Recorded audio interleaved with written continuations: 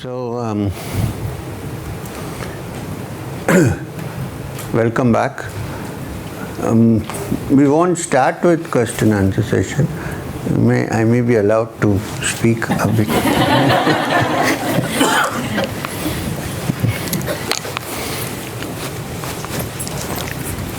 Okay, so following the same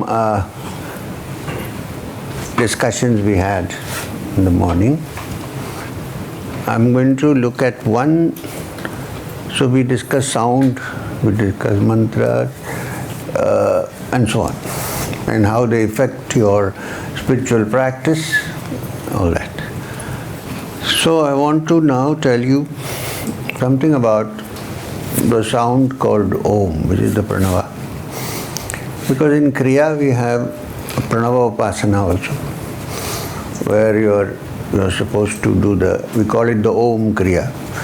Also call it we'll see that when you do tomorrow. So, while Om by itself has a certain sound which can cause changes in your system, it also has a very profound meaning. The usual meaning of Om that we know of is A, U and Ma. Like divided into 3 syllables of A, U and Ma. And the general understanding is that A stands for creation, U for preservation, and Ma meaning You say Om. So if you need to say another word, you need to open your mouth again. So that is the end of one cycle. So Rudra. So Brahma, Vishnu and Rudra are, this is the general idea. But there is an ancient Upanishad which belongs, one of the 11 principal Upanishads, called the Mandukya. It is the shortest Upanishad available to us. It has only 12 verses. In these 12 verses, it doesn't go about saying what you should do or should not do or anything of that kind. It just examines the meaning of the word Om and how it represents the different levels of consciousness that we all human beings go through.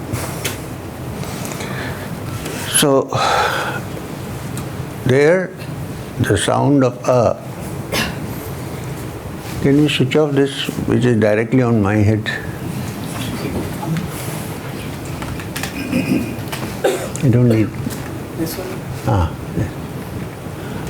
What a relief. So, it's gone? I think so. No, not that. That's okay with me. Yeah. It's for you. So, the first syllable, A, according to the Upanishad, Mandukya, represents the waking state of consciousness, which is common to all human beings. Right now we are in the waking state of consciousness. Yes, or sleeping?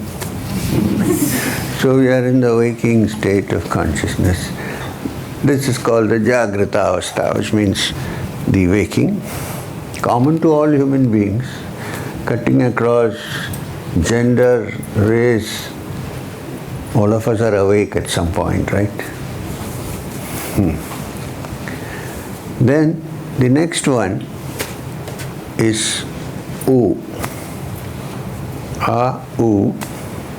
U represents, according to the Upanishad, the Swapnavastha, a dream state, which is also common to all of us.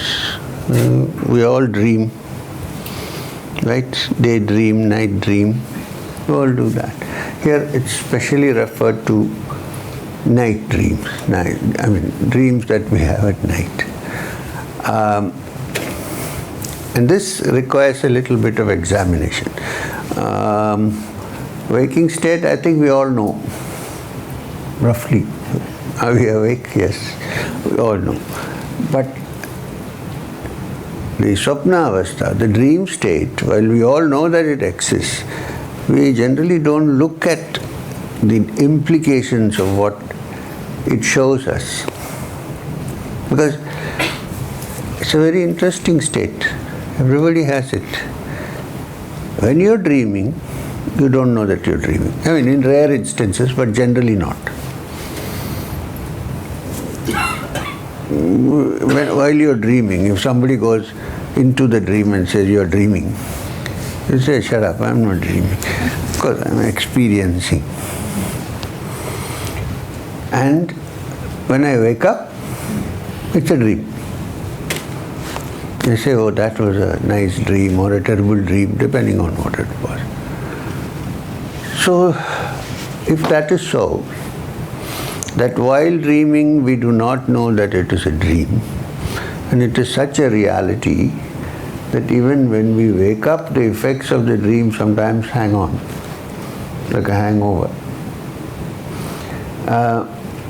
In the dream, suppose,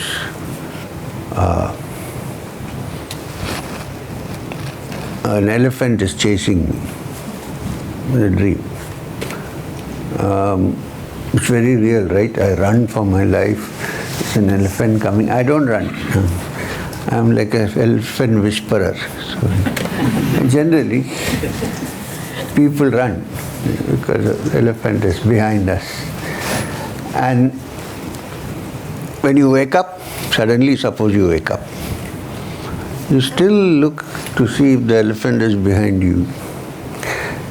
Your body functions are just like as if there is an elephant behind you. Your blood pressure is up, your heartbeat is fast, your pulse is fast, your BP is up, you're sweating. It takes a few minutes for that to subside, but it's very real. But at that time you will not admit that it is a dream when you are having a dream. So, somebody said, now that we are sitting here, we will not admit it's a dream, right? It's a reality. What if there is a state in which you wake up and say, my God, what a long dream? Because you won't believe it now, because you're still dreaming. What if there is somebody who woke up and said, wow, that was a big dream? So all the pain, sorrows, happinesses, everything in that dream becomes a dream. There's nothing left. So from the point of view of waking, dream is not real. From the point of view of a dream, the waking state is not real.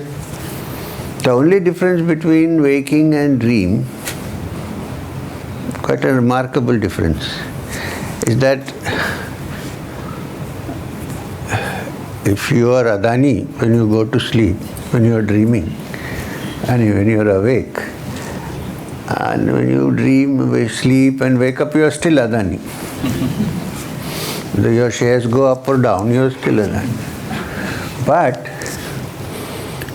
in dream it's not so. In one dream you may be King Janaka. In another dream you may be Karl Marx. There is no consistency. In this, there is a consistency. But after all that, after becoming Karl Marx, when you wake up, you are still M. And this continues.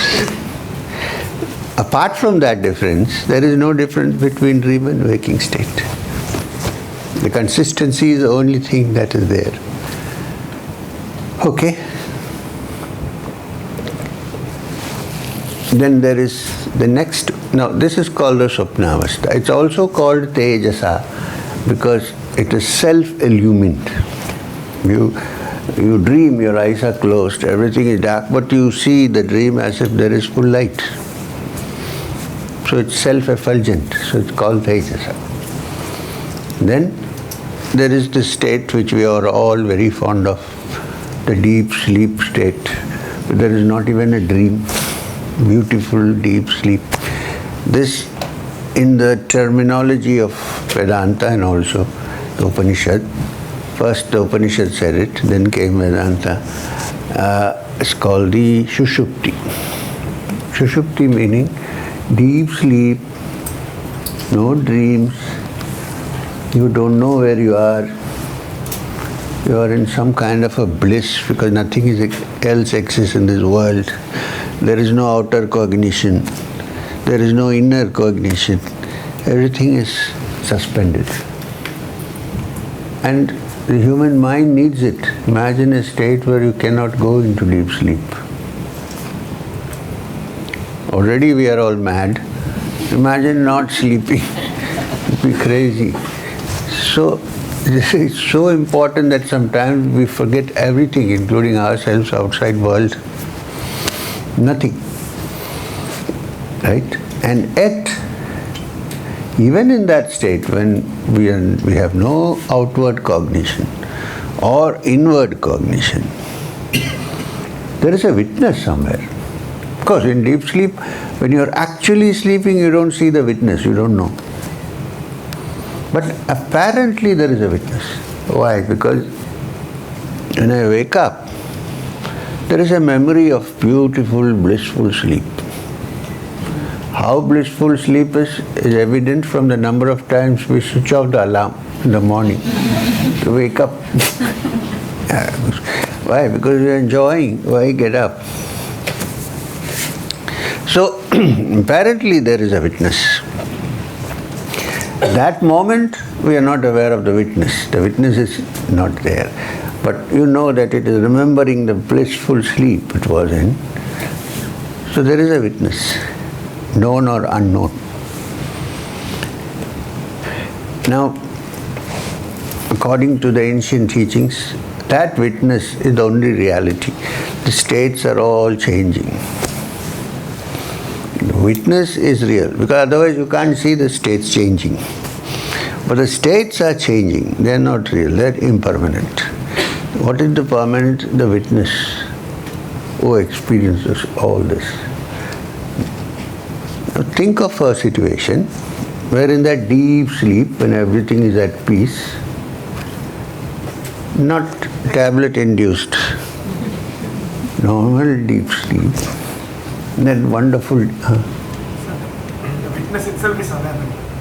So how is there an awareness separate? Not go into the hair-splitting arguments. I was just asking, how do we, there's an unknown, but the knowledge itself is the witness. No.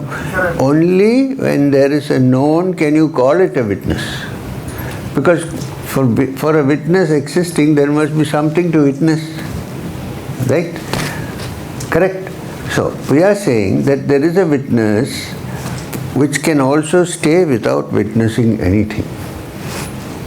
Which is the essence, which is in the sleep, dream and deep sleep and waking state. Even if all the experiences in the waking state cease, witness is still there. It's not watching anything, but everything has ceased, but it is the true state. Now I was just going to come there when you put up your finger. Now, imagine a state. You can't experience. You can't say experience also. Imagine a state where, in that complete peace of deep sleep, nothing is happening, no cognition. Suddenly there is the awareness of the witness happens. Suppose. It can't happen, generally no. But in that deep sleep, there is no outer cognition, there is no inner cognition, but there is a witness. That witness becomes aware, I'm the witness. Then it doesn't have to witness anything. It just remains in its pure state. That the Upanishad calls Turiya. Turiya. Then Turiya is also, I won't say common to all, but possibility of everyone to understanding it.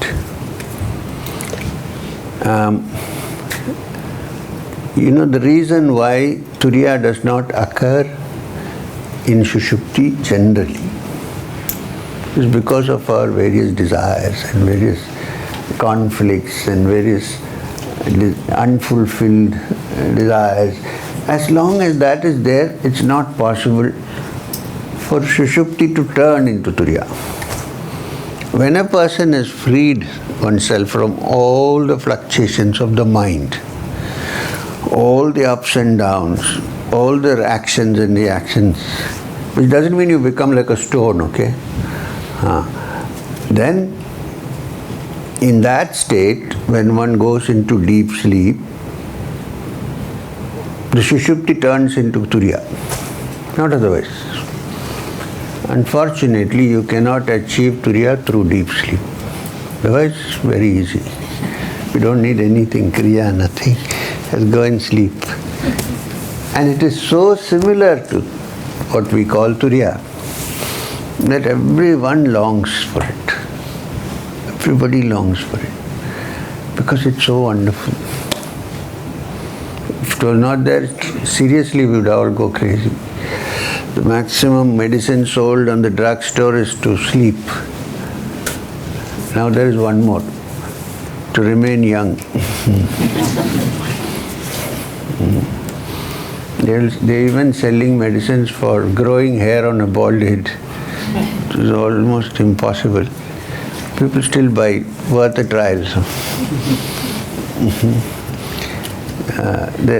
According to, there is, I don't know if anybody is here who speaks Malayalam.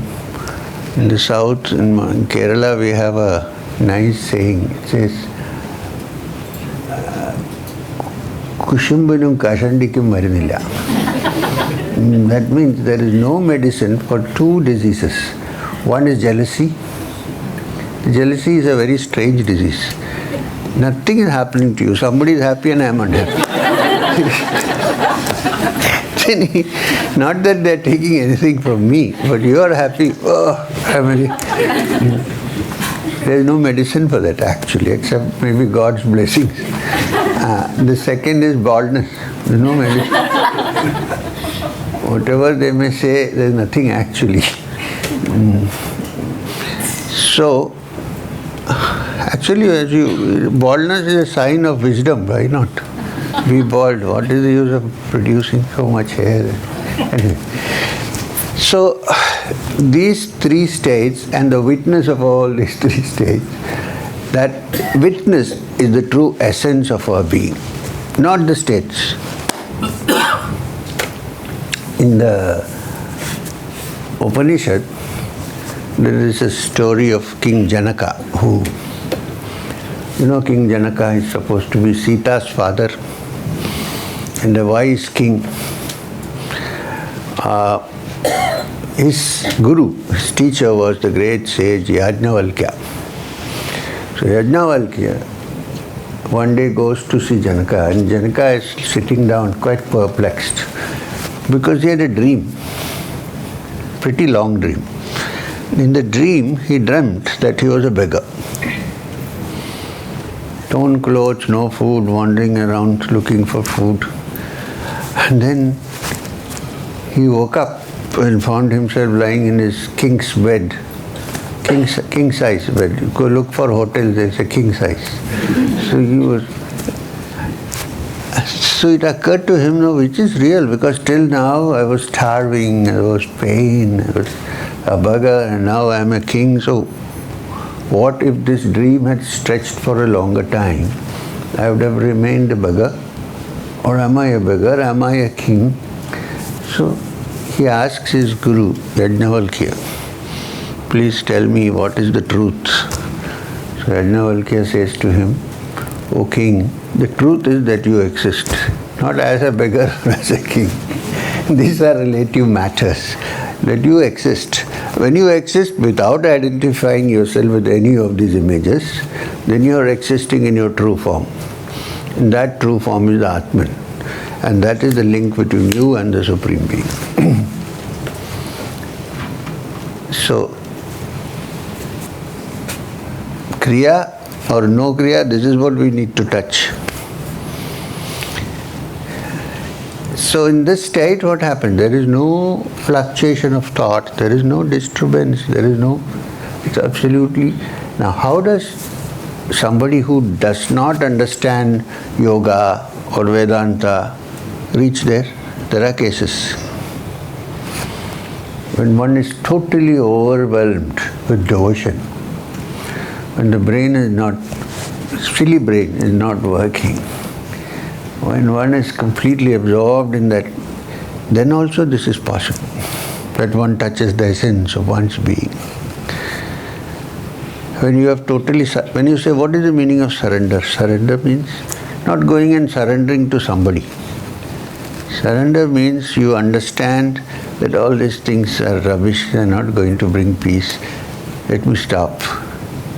Not doing things, but the understanding that this is not going to help.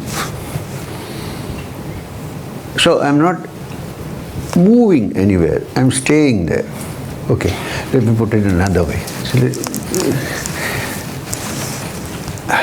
Suppose what I am seeking, the happiness I am seeking, or the truth that I am, or the God that I am seeking,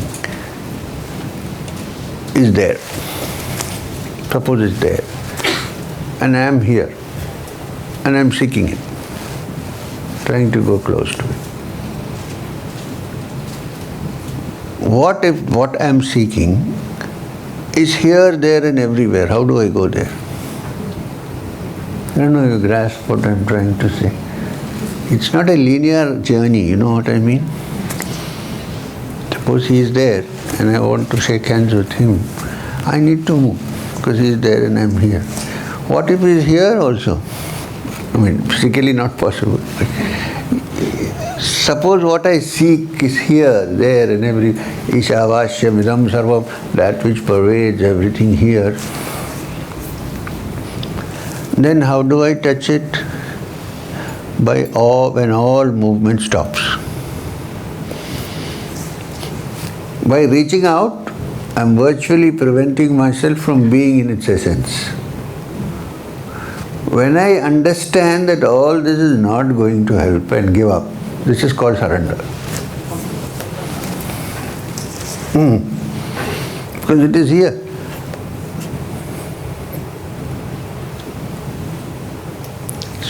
There is no activity, there is only surrender then. Surrender does not mean you come to me and say, I am surrendering everything to you. Never happens, I am saying. We always keep something for ourselves and surrender the rest. So, this is the other approach to understand this truth that we are seeking. Now, in the midst of all this, how does Kriya help? Because it seems to be some kind of pranayam. What is it that happens? And now, tomorrow, since you are going to have Kriya, I am going to slowly drift into this subject, imperceptibly. First, the meaning of the word Kriya. Kriya means a technique. Technique. So there are innumerable techniques in the Yoga Sutra, in the science of yoga. Kriya is one of them. But when I say Kriya, I am talking about that particular technique which has come down to me through a certain tradition.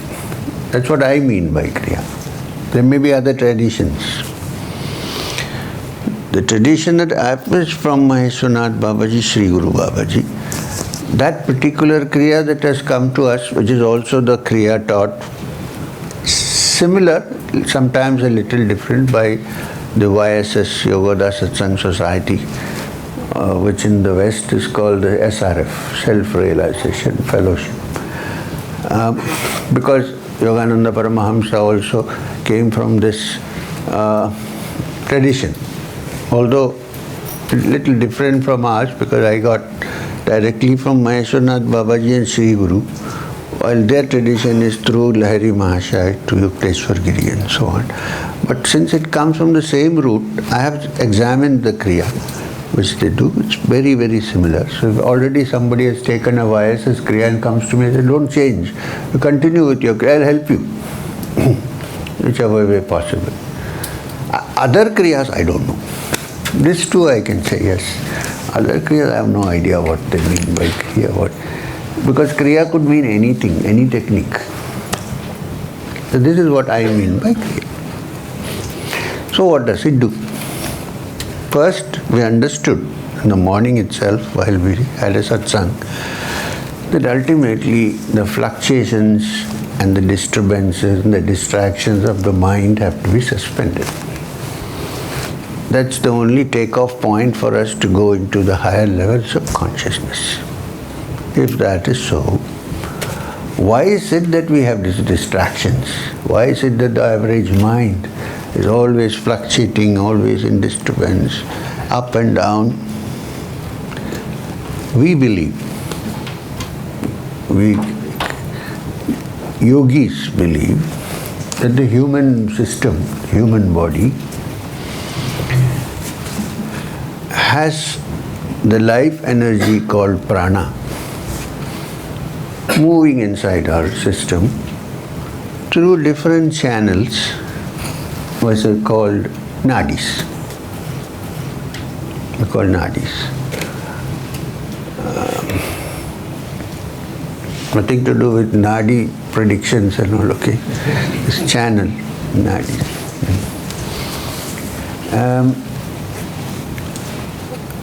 For all of us, this prana circulates through hundreds of channels in the body, out of which the main or three important nadis are the left one, which is called the Ida, the right one called the pingala, and the central one called the sushumna.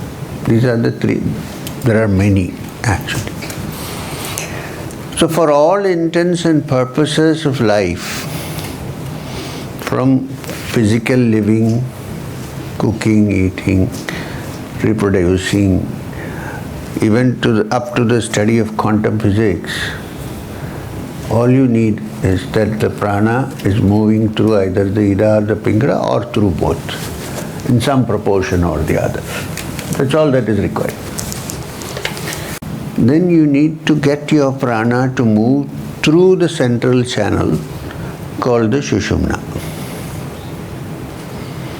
The sushumna is the central channel that starts from the sahasrara, which anatomically can be called the brain crown,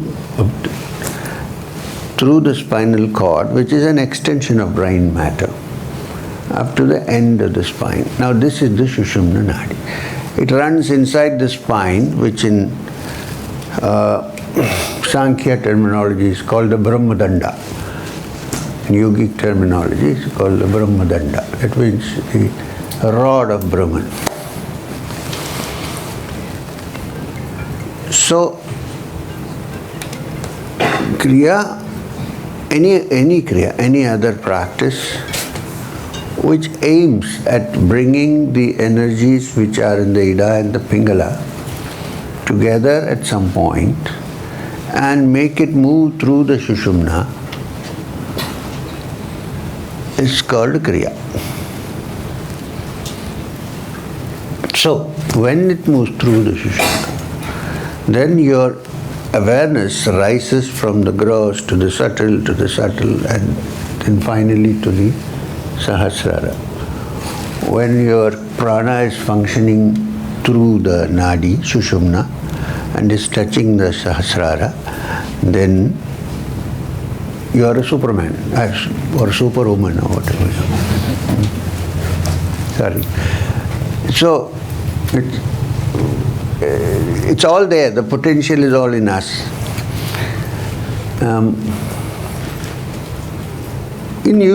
Generally, the prana, after having done its work, let's call it this important prana, the most important prana, Mukhya prana. Many variations of life energy. The Mukhya prana, after doing all its work of creating a human being inside the womb, and then when the child comes out and becomes an independent being, it has done all its work. It has made a new biological being, an identity. Having done that, what does it do? Does it diminish? No, it doesn't.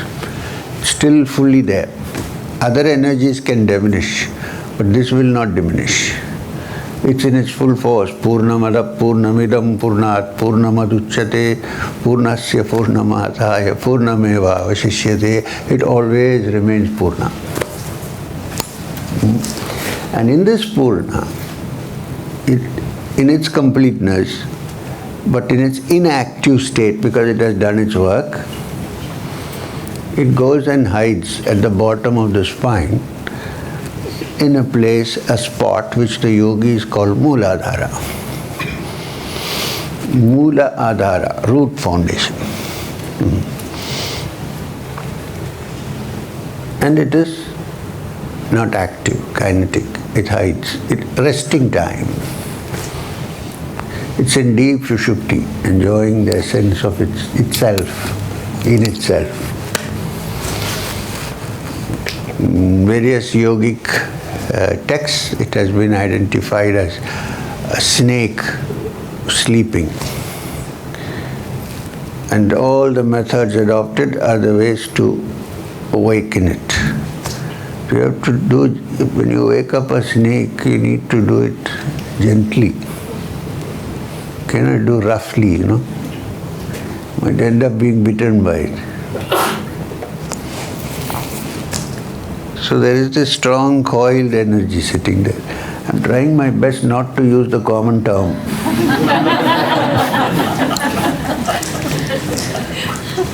It's all over the internet. So this Devi, who is called Kula Kundalini, remains coiled up in the Mooladhara, in its blissful sleep of self-awareness. It is the essence of all energy which has produced this whole being. We human beings sometimes have a taste of that energy, not only yogis, bhogis also. When we enjoy sexual enjoyment, comes from the Mooladhara, that center. When this energy flows downwards, then we enjoy what for the human being is the greatest enjoyment on earth after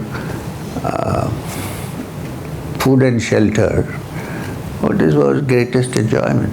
Is that? Which is why the world is moving, going on. If it was not enjoyable, there will be only two human beings still. The world is multiplying because of enjoyment, right? So the essence of this enjoyment, this blissful enjoyment, is the energy that is coiled in the Mooladhara.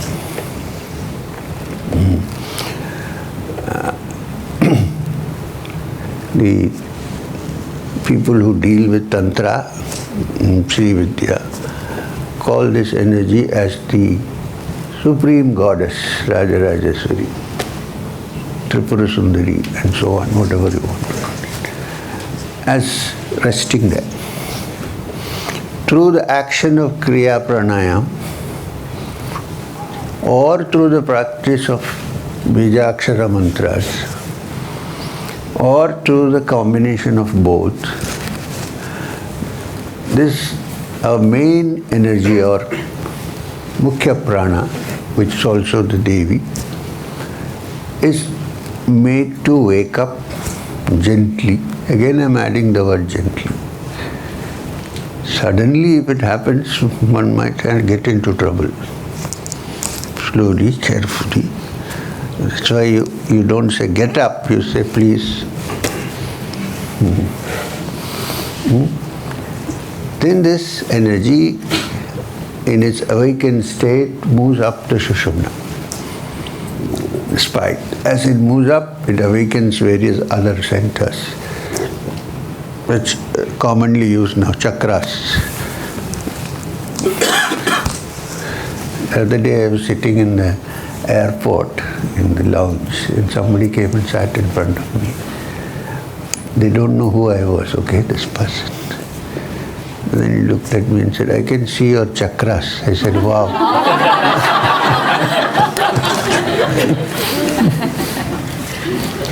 Wonderful name. So it's chakra. I said, how is my knee chakra? Knee chakra? He said, what is that? Anyway, so you have to be careful with these words, Kundalini chakra. Nowadays you go to somebody, I can see your chakra.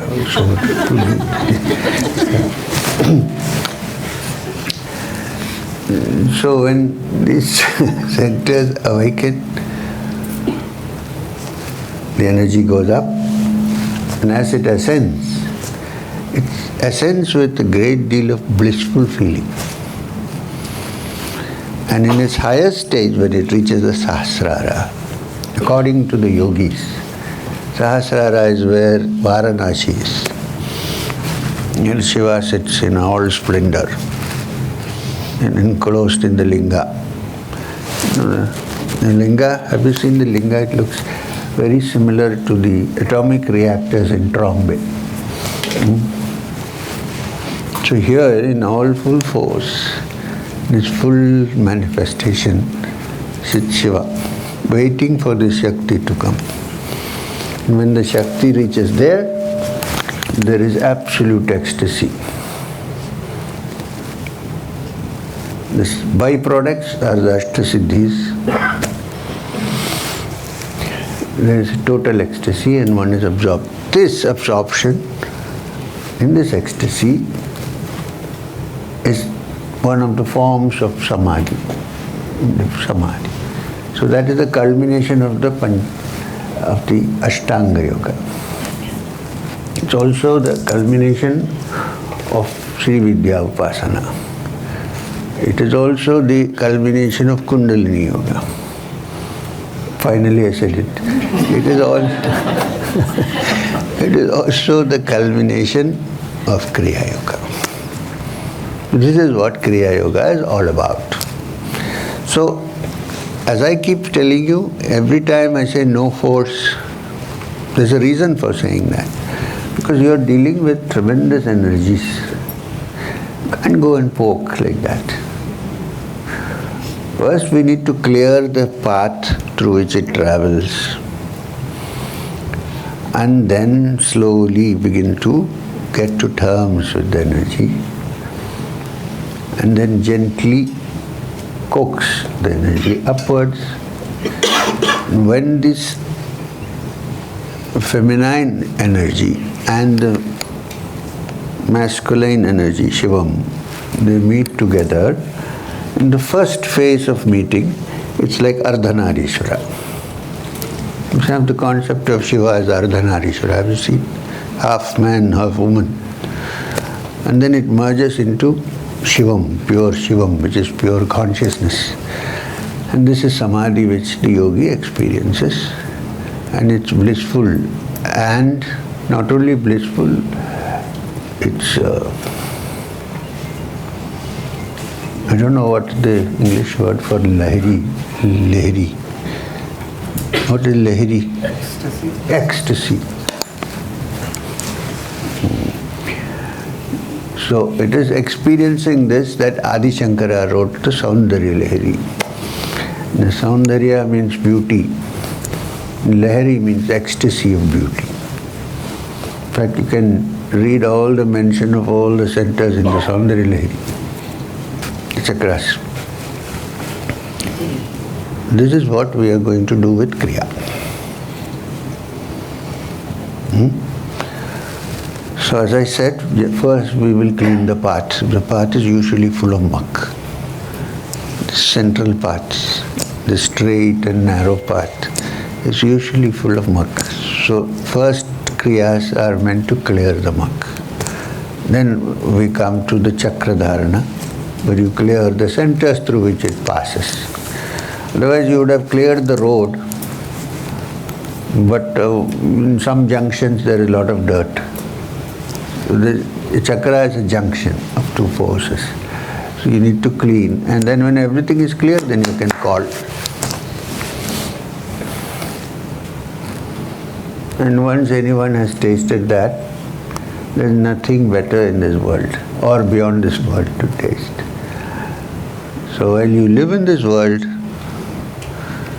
you are already insured. This is what we are learning. Since you are so eager about Kriya, this is what Kriya is all about.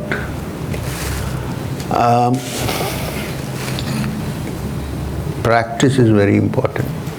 Okay, now tomorrow in the middle of, we have only one day tomorrow. So in the middle of all this, you would not have enough time to understand the Chakradharana. So I'm going to give you an explanation now, so that when I talk about it, you know what is going on. As I said, the path, the sushumna is between the Muladhara and the Sahasrara, right? In the spine. Now, the lowest center, which is the Muladhara, I'm saying lowest because it's at the bottom of the spine, not because it is low or high. In fact, in many practices, one stops there and worships the Devi there and stays there, doesn't go up anywhere else. So it's not low that way, it's high, but location. The Muladhara, each of these centers represent a principle of nature, which means like tattvas. Tattvas are principles. Prithvi tattva, apas tattva, agni tattva, vayu tattva, and so on. Akasha. Now when you say tattva, it means, are you all quarreling with each other, hitting each other? Okay. I thought you were hitting her. So, the lowest principle in the Muladhara is the Prithvi Tattva. Prithvi Tattva. Now, Prithvi means the earth. It also means solid. So all our usual, generally we are confined to this three-dimensional world, solid world. We know of no other dimension, right? We know only three dimensions. There are many more dimensions, but we know only three. That, in a sense, is what the understanding happens in the lowest center called the Muladhara. It deals with Prakriti, it deals with the three-dimensional world, reproduction, and so on and so forth. So, the symbol represented, do we have a chart of the chakras? Huh? I have to draw it?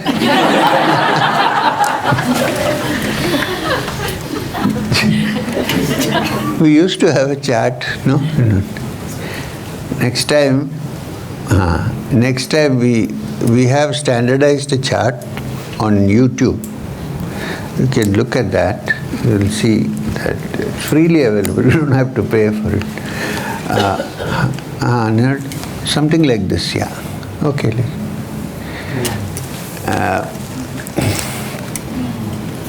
So, the lower center is the tattva of the three-dimensional physical world.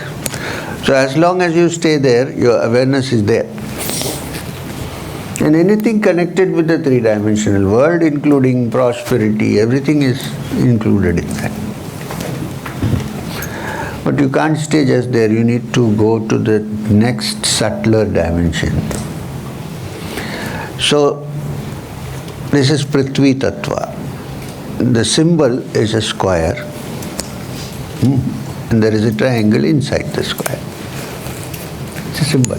We'll explain that when we do chakra. So when you raise your awareness from the three dimension to something more than the solid, what is the next state after solid? Liquid. Liquid. So, therefore the next center, this is at the bottom of the spine, this one is in the space between the Nabhi, which is the navel, and the bottom center, halfway between. This is called the Swadhisthana. principle there is apas, which means water. Water is subtler than solid, right? Solid, to move from this place to this place, we need to lift it and put it there. Water, just tilt it, it will flow. That is the next step. And water is so important. Today, just now in Pune, we had a big thing on reviving rivers. Water is so important. It is our life, the essence of our life. Believe me, in future we are going to have water wars, becoming a scarcity. Without water you cannot survive. When you initiate and give diksha, put water. When you give blessings, you pour water. You go to the river, you go down and take a dip in the river for purification. Water is the tattva of movement from the solid towards the subtler elements. Apas tattva. Even in other traditions, somebody is baptized, what do? Pour water. Water is sacred. We don't know the importance of it, so we waste it. So what to do?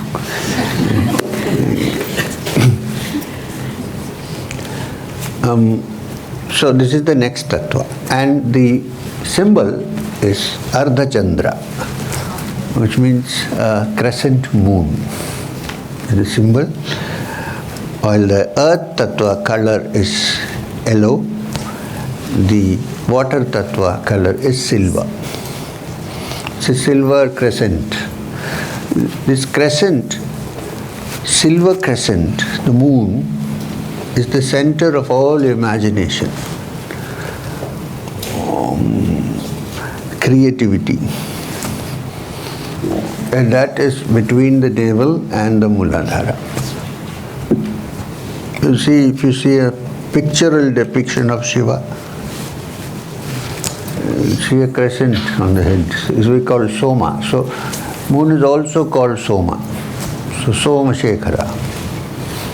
You see a picture of the Devi Durga, you'll see one big crescent here.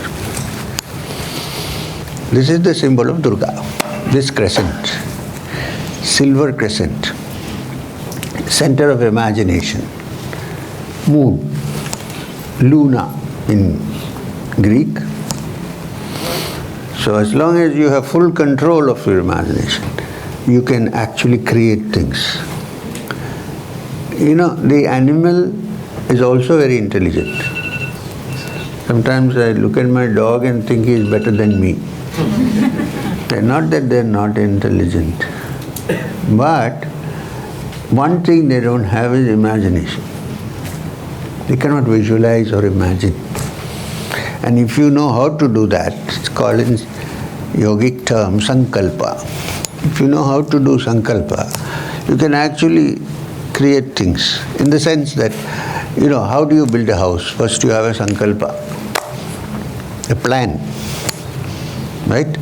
And then you call the architect and discuss the plan.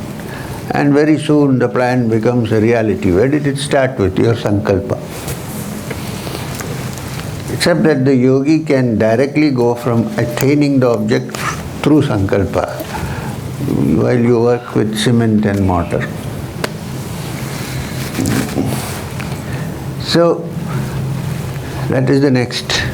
And why is it also represented by the crescent? Because it is water tattva, free-flowing water, purifying water, sanctifying water, water which is the breath of life. Right?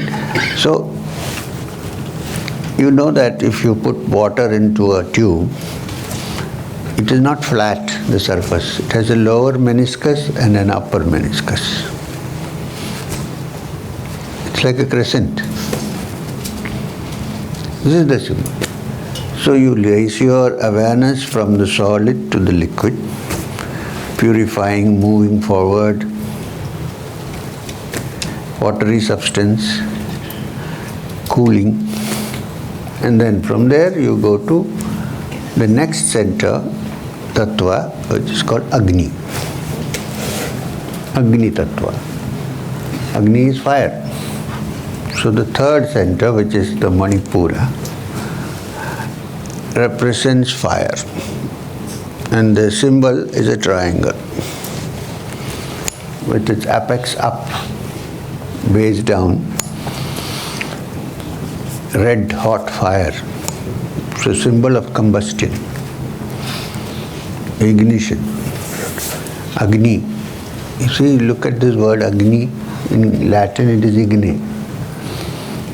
Can you even start your car without an ignition switch? It's a fire. Also the fire of desire, psychological aspect, fire of desire. You always say somebody was fired with enthusiasm. Nobody is watered with enthusiasm. Fired. So this fire is a special characteristic that from one fire you can light any number of fires without a loss of the first fire. So it represents the spirit. And this fire has another quality, which is, if you take a stick, you light it, and you hold it as down as you can, but it will always light up. Means the movement towards the higher, towards the subtler levels. So Agni therefore is the combustion power of the universe, which destroys if necessary and creates if necessary. And since ancient times, Agni has been the main point of worship. All the homas, havans are conducted through Agni. Agni is supposed to take your desires from the earth to the higher levels. So this Agni, apart from the outer Agni, resides in every one of us as the Tattva in the Manipura. So what does it do then?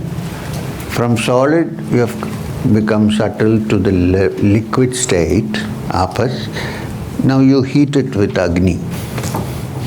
It becomes still subtler. It comes to the Vayu, gaseous state. And that is represented in the next center called the Anahat, in the chest, in the heart center. Not this heart, but the Anahat. The Tattva, the principle there is Vayu, which means airy, gaseous. And the symbol is two triangles. One triangle up and one triangle down, intertwined.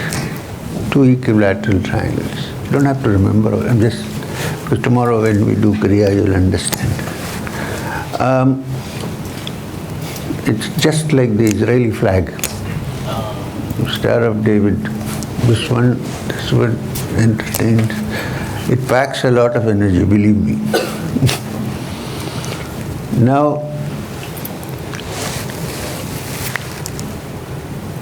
it's Vayu Tattva. The color is, Agni is fire red, sky blue, light sky blue. So, from the Muladhara, through the practice of Kriya, also through mantra sadhana in some cases, one raises one's awareness through these centers from the gross to the subtle and then comes to the Vayu. The two triangles are the symbol that here there is a perfect integration of the higher and the lower. Once Agni has purified and you have reached the center called Anahat, then there is very little chance of going down. When I say going down, disintegrating back to the level of grossness. There is always the subtlety existing. Then the next center is the Vishuddhi. The Vishuddhi is the throat but behind, and the word used is Vishuddhi, means purity. It represents something called Akasha. Tattva called Akasha. Now what is Akasha? Akasha is, normally we say space, sky as Akasha. It's because you don't see anything there. Actually, Akasha is subtler than the sky blue is actually the heart center, Vayu. Vishuddhi, the meaning of the word Akasha, according to Sankhya, Kapila, where the word originated, is the primordial matter, primordial essence of substance before it was modified into the different kinds that we see. The primordial essence where everything is in one frequency. When the frequencies shift, it becomes different kinds of matter. This is the primordial substance. This is Akasha. So the yogi can, as he progresses, adopt the Akasha, which is the primordial source of all matter in the universe, and by changing the frequencies, connect to different centers. They say ether, but when you say ether, generally sometimes some books call it ether. When you say ether, then it kind of becomes like what they give for anesthesia. It's not that ether. In some theosophical literature they call it ether, yes. Now, color. Color is indigo. Indigo. Symbol is a standing egg. Oval, like this. Not like this, but like this. Yeah. And the color is indigo. Nowadays, the most popular airlines in India. Indigo is flying now. Indigo. And okay, so it's like a beautiful, deep violet, purple, indigo globe, which is not a globe but oval. And this is the center of Akasha. It's also the center of verbal creativity, the center of Bagalamukhi, the Dashamahavidyas. It is the center of speech, it's the center of taste, very many things which are very common to human beings. And through attention on the Vishuddhi, if one isolates the Vishuddhi and does all practices related only to awakening, not a good thing to do, then couple of things happen. For people who are singers, it's very good. It improves your sound. It improves your control over words. It helps you to creatively use language. And sometimes when the Vishuddhi is awakened, that person can sometimes talk utter nonsense, but everybody listens to him.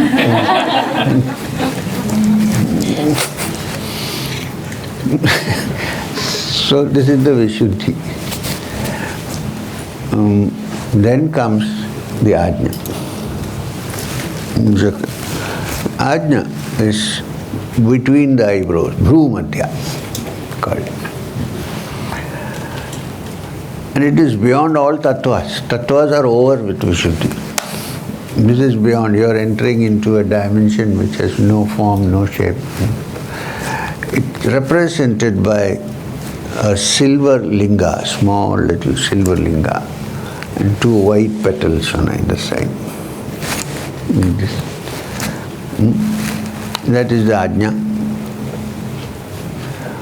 And this is the doorway. It's also called the Brahmarandra, the doorway to the Brahman. The Shaivite yogis like to call it Shivarandra, it doesn't matter. Entrance into Shivam. And then the next one is the Sahasrara. Sahasrara means the 1,000-petaled lotus, which is the area which anatomically is the brain, but we are talking about something else. When our awareness reaches there, from the solid, subtle, and finally to the Sahasrara, while the path is cleaned up through the practice of Kriya, the Devi happily climbs up and goes there and embraces the Linga. And then there is ecstasy, we call it Samadhi. And when this happens, the yogi also acquires certain capacities which are not normal. Not to be indulged in frequently, but yes. So the human being has now, from animal to human, and human to angel to that is beyond. What is beyond? Divinity. This is the whole chart of the movement, the energy towards the higher levels of existence. Now, these centers also have a sound by which they can be activated. Each center has a sound. A Bijakshara. It's as if there is a sensor there. When you utter that sound, it activates itself.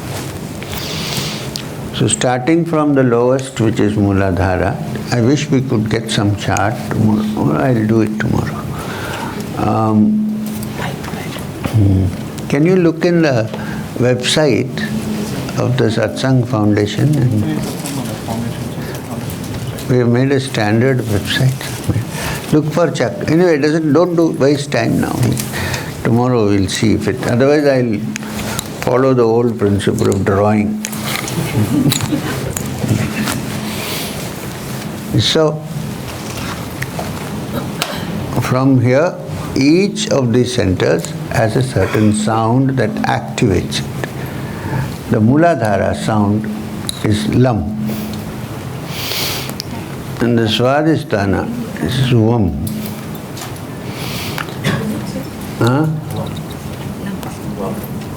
Lam, Vam.